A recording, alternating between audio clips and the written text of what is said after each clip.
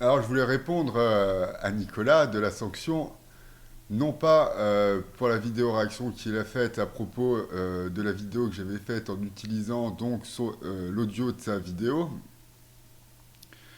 mais à propos de la vidéo qu'il a faite sur Frère Paul Adrien. Il se trouve que moi j'ai fait une ou deux vidéos sur Frère Paul Adrien, qui est un type que j'aime pas beaucoup en vrai, et il se trouve que Nicolas prend sa défense. Alors moi j'ai laissé un message en commentaire sur la vidéo de Nicolas de la sanction, mais j'ai pas de réponse. Donc moi je vais dire voilà ce que j'ai envie de dire à propos de frère Paul Adrien. Bon, Nicolas dit que frère Paul Adrien fait partie des modernistes. En tout cas, ce qu'on peut retenir, c'est qu'effectivement, frère Paul Adrien écoute le pape, même au moins bon, il lui est donc soumis, hein, même s'il n'est pas d'accord avec le pape. C'est par contre ce qui est vrai. Hein. Il n'est pas d'accord en général. Et puis il est casse-couille même à ce propos. Là où il y a des curés qui eux sont ce qu'on appelle les tradis, qui veulent la messe en latin, puis d'autres trucs on ne sait pas, mais bon par exemple un truc vachement important donc chez les tradis c'est la messe en latin.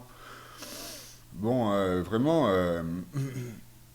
c'est là où tu comprends que il y a des gens qui ont besoin d'un berger quand même. Quand tu veux la messe en latin c'est vraiment ridicule quoi. Pas en russe, en zoulou, je sais pas, en latin, c'est bien en latin. En latin, c'est bien. Et donc, en utilisant ce postulat que frère Paul Adrien est un moderniste, il ne peut pas être réactionnaire. C'est vrai que c'est parfaitement antinomique. Néanmoins, moi, dans le commentaire que j'ai laissé sur sa chaîne, je dis que frère Paul Adrien ne cesse de s'en prendre aux homosexuels. Et ça me gêne fondamentalement. Alors, ça va être une vidéo un petit peu longue sans doute. Mais je vais m'efforcer quand même de parler de manière spontanée. Je vais pas essayer de réfléchir, parce que sinon je sais que je suis chiant et tout, donc je vais essayer de parler vite quand même. Donc je rappelle que frère Paul Adrien a fait 100 000 abonnés sur l'affaire des JO, hein, sur le scandale de la cérémonie d'ouverture des JO. Je tiens à dire que moi, je connais frère Paul Adrien depuis avant, hein, et que je participais à ses lives, hein, à une époque où on pouvait encore participer à ses lives, parce qu'aujourd'hui, tu fais une phrase et tout, elle est noyée dans un flot continu de gens qui écrivent, c'est normal, c'est les chats. Donc j'y vais plus. Mais apprenant à connaître petit à petit frère Paul Adrien, je ne le regarde plus, il ne m'intéresse pas. J'ai fait des vidéos sur lui, bon, spécialement sur les JO, parce que je considère vraiment que la cérémonie des JO était une cérémonie formidable. Et donc, euh, je vais en venir sur deux points. Le premier point qui nous intéresse assez peu, mais qui est important et que je vais développer, c'est Marie-Antoinette décapitée.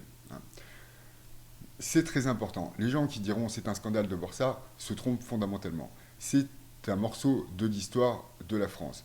Qui aujourd'hui n'est pas heureux de vivre en République? Réponse, personne. Euh, euh, euh, je, je pense fondamentalement que représenter Marie-Antoinette décapitée est démonstratif, démontre que l'on peut regarder l'histoire en face tout en considérant qu'elle n'est pas forcément toute rose. Personne, personne ne pense que guillotiner le roi et ses gamins, hein, des enfants, hein, a été une bonne chose. Idem pour la décapitation de Marie-Antoinette, personne ne pense que c'est vachement cool. Par contre, ça fait partie de l'histoire de la République et tout le monde pense que la République est un événement heureux, hein, malgré le génocide vendéen, malgré les guerres napoléoniennes, malgré la Première et la Seconde Guerre mondiale, tout le monde pense que la République est une bonne chose. Donc ça, c'est pour le premier point de la cérémonie des JO.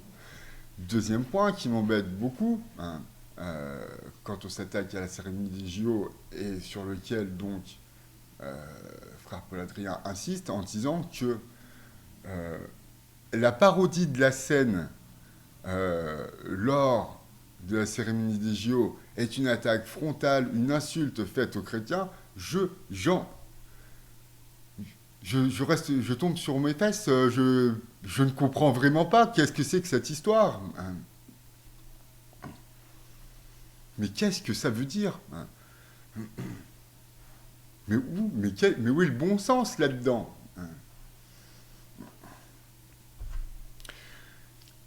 Premièrement, donc, il y a une forme artistique à l'intérieur de cette parodie, car on passe du tableau de la scène de Léonard de Vinci et on transitionne sur un autre tableau d'un autre artiste, hein, donc il y a une forme d'art là-dedans, tout, et aussi, donc, on considère que parodier la scène quand c'est des homosexuels, c'est un scandale. Et donc, non. Je veux dire, à la limite, si on considère que toute parodie des icônes dans le christianisme, hein, des icônes religieuses sont un scandale, alors oui. Hein, mais si c'est uniquement les homosexuels qui sont scandaleux de représenter des icônes, mais tout, c'est quand même, c'est pas honnête intellectuellement. Même théologiquement, ce ne serait pas honnête.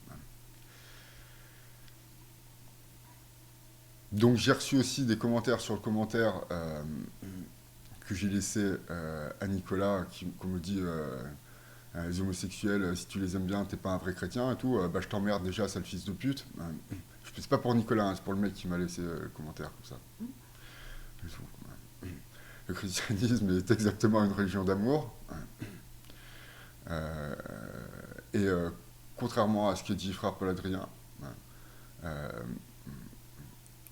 les homosexuels ne vivent pas forcément dans le péché. On peut très bien être un homosexuel qui vit dans le péché, on peut très bien être un homosexuel qui ne vit pas dans le péché. Le péché, c'est faire le mal. On peut très bien être un homosexuel qui ne fait du mal à personne. La problématique donc de ma vidéo, c'était de savoir est-ce qu'on peut soutenir le pape, être soumis au pape et être quand même réactionnaire.